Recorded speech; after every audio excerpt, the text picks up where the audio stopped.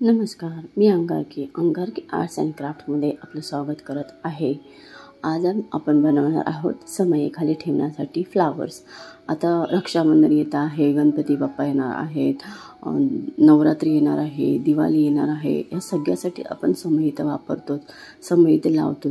तर त्या समयीला आणखीन सुंदर दिसण्यासाठी, आणखीन सुशोभित बनवण्यासाठी त्याच्याखाली आपण ठेवण्यासाठी ही फ्लावरची मॅट बनवणार आहोत। एकदम सिंपल आणि छान आहे, अशा प्रकारे ती बनणार आहे। चला आपण बघूया ती आपण कशी बनवणार आहोत। हे मी घरातलाच ऑब्जेक्ट छोटीशी वाटी वापरून सलकर करून घेतलेला आहे।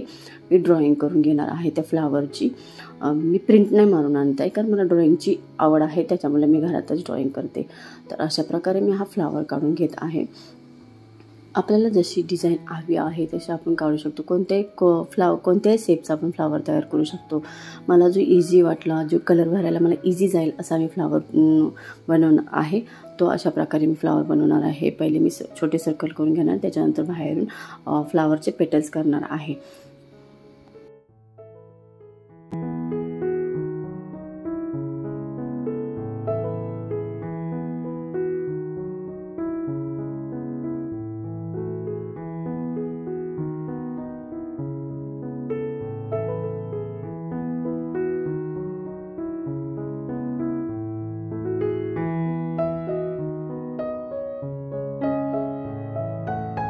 हे बघा, अशा प्रकारे फ्लावर तयार झालेला आहे।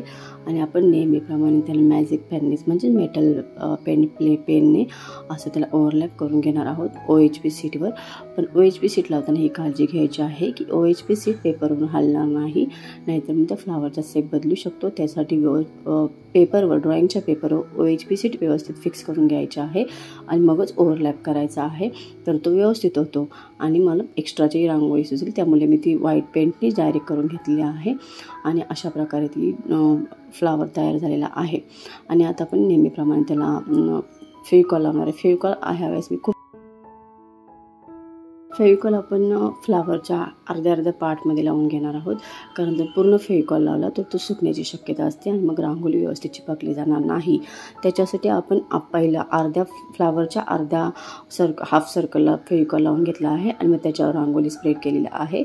आणि नंतर मग आपण राहिलेल्या बाकीच्या हिश्श्याला आपण फेविकॉल लावून मग त्याच्यावर रांगोळी टाकणार आहोत, जेणेकरून पहिला फेविकॉल सुकला जाणार नाही आणि आपली रांगोळी व्यवस्थित चिपकली जाईल। त्याच्यासाठी मी असं हाफमध्ये फेविकॉल लावून घेऊन मग त्याच्यावर रांगोळी टाकत आहे।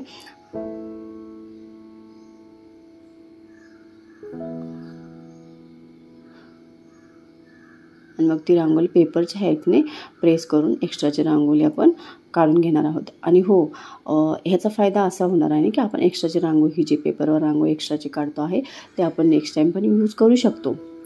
अशा प्रकारे बघा, अशा प्रकारे तयार झालेला आहे। स्काय ब्ल्यू कलरने मी सर्कल केलेला आहे। आणि आता आपण पेटल्सला कलर घेणार आहोत। आपल्या पेटल्सला मी रेड कलर सिलेक्ट केलेला आहे, तर तुम्ही फेविकॉल लावून त्याच्यावर रेड कलर टाकून घेऊ शकतो।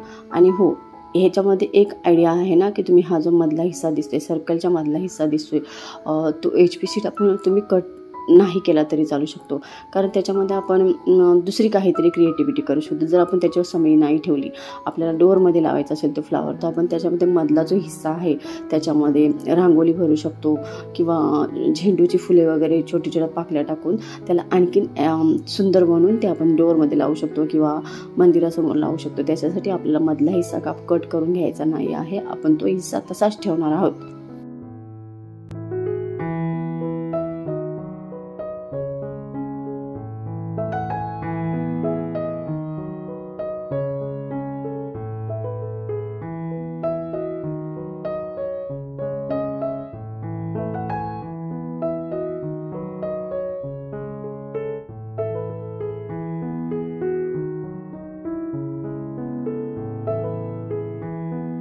आपण जेव्हा ही रांगोळी काढणार, OHP शीटून काढणार आहोत, तेव्हा आपल्याला एक काळजी घ्यायची आहे की ही जे आपण रांगोळी काढणार आहोत तेव्हा आपल्याला असं डायरेक्ट पलटी करायचं आहे, जेणेकरून रेड कलर स्काय ब्ल्यू कलरमध्ये मिक्स होणार नाही, म्हणून आपल्याला ते डायरेक्ट पलटी करून घ्यायचं आहे।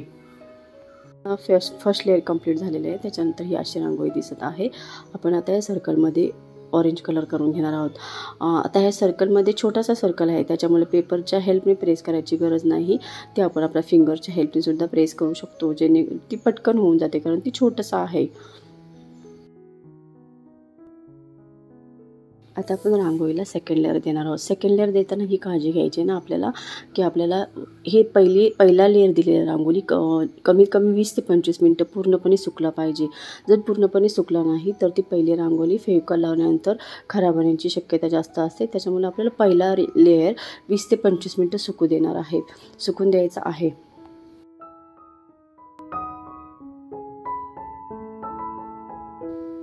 त्या आजूबाजूला जी एक्स्ट्राची रांगोळी राहिलेली असते ती ब्रशच्या मागच्या हिस्स्याने काढून घेणार आहे, काढून घेतलेली आहे मागच्या हिस्स्याने. आणि मग आपण पेटरला सेकंड लेअरला देणार आहोत. रांगोळीचं वैशिष्ट्य असं आहे ना की आपण रांगोळी कितीही मेहनतीने काढली तशी ते आपण प्रेझेंटेशन त्याचं कसं करतात हे इम्पॉर्टंट आहे. त्याच्यासाठी ह्या रांगोळीची प्रेझेंटेशन करण्यासाठी आपल्याला ती रांगोळी व्यवस्थित ठेवणं गरजेचं आहे. कारण की ही रांगोळी आपण कुठेही ठेवली तर ते OHP शीट फाटण्याची शक्यता असते, त्याच्यावर पाणी पडलं तर ती रांगोळी खराब होण्याची शक्यता असते. त्याच्यामुळे रांगोळी रेडी केल्यानंतर आपल्याला जितक्या आपण मेहनतीने रांगोळी रेडी करतो तितक्याच मेहनतीने ही रांगोळी सांभाळून ठेवणे, सुरक्षित ठिकाणी ठेवणे गरजेचं आहे. त्याच्यासाठी तुम्ही ही रांगोळी प्लास्टिकच्या पेपरमध्ये भरून ठेवा आणि अशा ठिकाणी ठेवा जिथे त्याला पाणी लागणार नाही, पेपर फाटला जाणार नाही, अशा ठिकाणी ठेवा. आणि मग तुम्हाला जेव्हा पण ती यूज करायची आहे तेव्हा तुम्ही ती यूज करू शकता.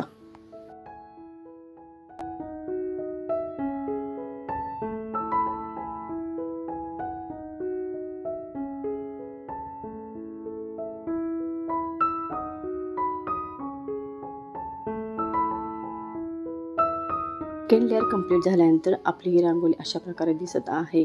सुंदर, सोपी आणि एकदम छान अशी रांगोळी रेडी झालेली आहे. ती त्याच्यानंतर तुम्हाला समय ठेवून दाखवणार आहे. बघ अशा प्रकारे समय ठेवल्यानंतर ही अशा प्रकारे दिसणार आहे. तुम्हाला माझी ही रांगोळीची आयडिया कशी वाटली मला नक्की कमेंट करून सांगा.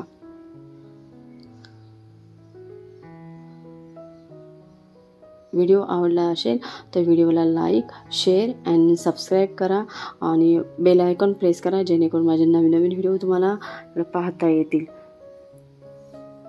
Thank you for watching.